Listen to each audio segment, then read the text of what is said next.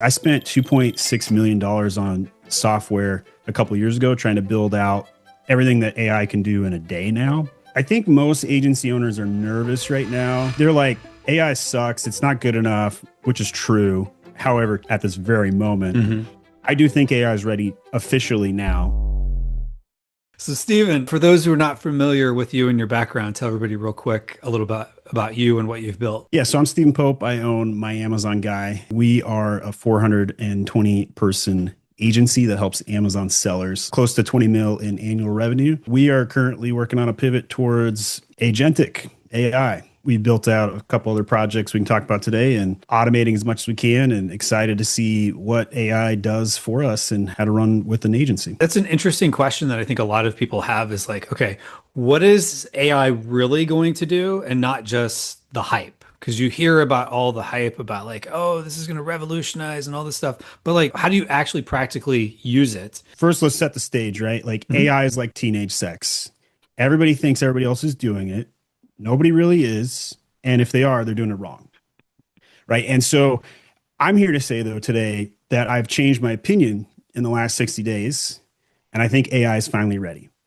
And we've seen Nana Banana was huge for design work. Claude with programming has come like so far, it's ridiculous. I spent $2.6 million on software a couple of years ago trying to build out everything that AI can do in a day now. Like literally 2.6 million for a shitty product I didn't launch that my COO with a background in IT coded an equivalent software in a weekend that we're now creating with confidential.law. That's confidential with a K. And we're basically taking our agency model and then serving it up to lawyers. And this is like where we're going to pivot next is to create models that have worked at our agency, replicate them into other jurisdictions, other platforms, other clientele services, because the money's kind of drying up with Amazon sellers, truth be told. Like we've lost, I don't know, 800,000 sellers or something crazy high, if you believe the stats. I think Amazon as a whole with their seller community. Yeah. I think most agency owners are nervous right now, and they're like, AI sucks. It's not good enough, which is true. However, it's trending vastly different from that at this very moment. I do think AI is ready officially now. I've been shitting all over AI for 2 years personally. I think there's an AI singularity that's going to happen in the next 2 years where we can't predict anything past that event. And it's a huge black swan, which is like peacocking its way over here. Like we know it's coming, but we can't predict it. And it's still highly improbable, but highly impactful. So I think that's where we are today. And I think agency owners have to be transitioning now, even though it doesn't feel like it's quite ready, but it actually is, like officially in 2026, in my opinion. That's a good point because, just a couple of years ago, it was like, oh, well, if the hands, like that'll tell you if it's an AI picture or not. Now you can't just look at hands because the hands have gotten better. So AI is getting better in general. How else are you using AI, whether in My Amazon Guy, and then we'll get into some of your pivots here in a moment. When ChatGPT originally came out, we fired our copy division. We felt like AI could outright faster, better, less errors. That was true then. We were very early on that maneuver. It worked out very well for us. Copywriting was an American-based salary 2 years. I think it's been might be 3.5 now actually on that. So that was like the first Gen 1 AI maneuver. Design work is a really recent one. The design staff used to be like 55 employees. I think we're closer to 30 at this moment, maybe a tad lower. We cut 11 roles who couldn't adopt AI or resisted adopting AI. And we foresee that graphic design roles will not necessarily be about the design elements. It'll be about the ability to use the tool. So you could take a guy like John Aspinall, who has no design background, and he outmaneuvers designers with better results based on tech adoption. I think that's the future of design, and that's going to put a lot of design schools out of business. And I think that's okay. Those jobs will transfer some way, somehow. So I think that's a big one. Another big one was the programming of websites, programming of tech.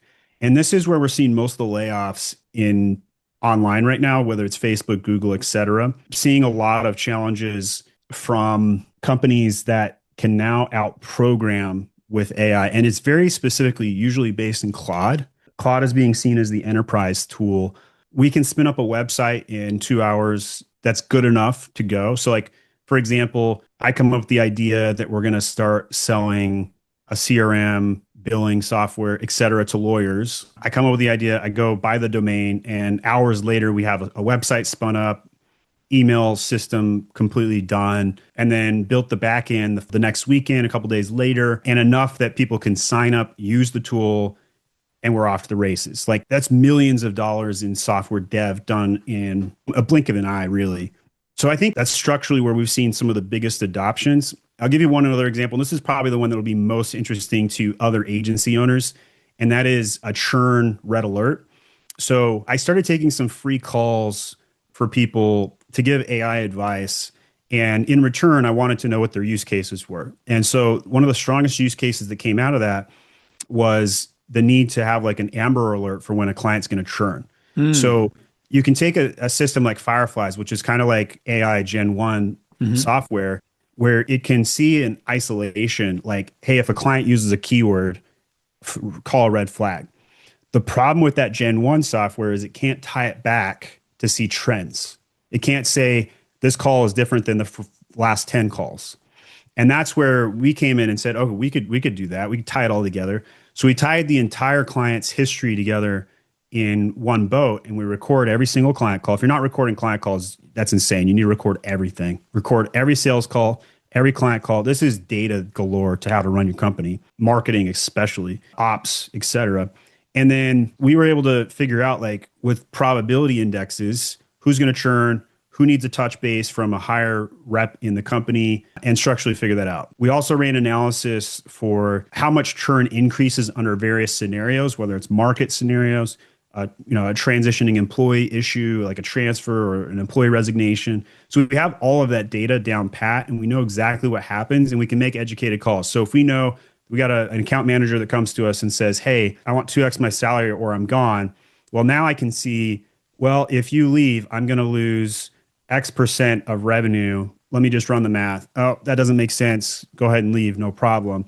I've got my intern model built out in a way where I can replace you 3 deep to a seat. No challenge, right? Obviously, we want to retain talent, but that's kind of an outlandish scenario on purpose to show how you can use that data to make those decisions and then store everything. We have a client portal where we've got all of this information, dashboards galore for clients. I think that's like table stakes at this point.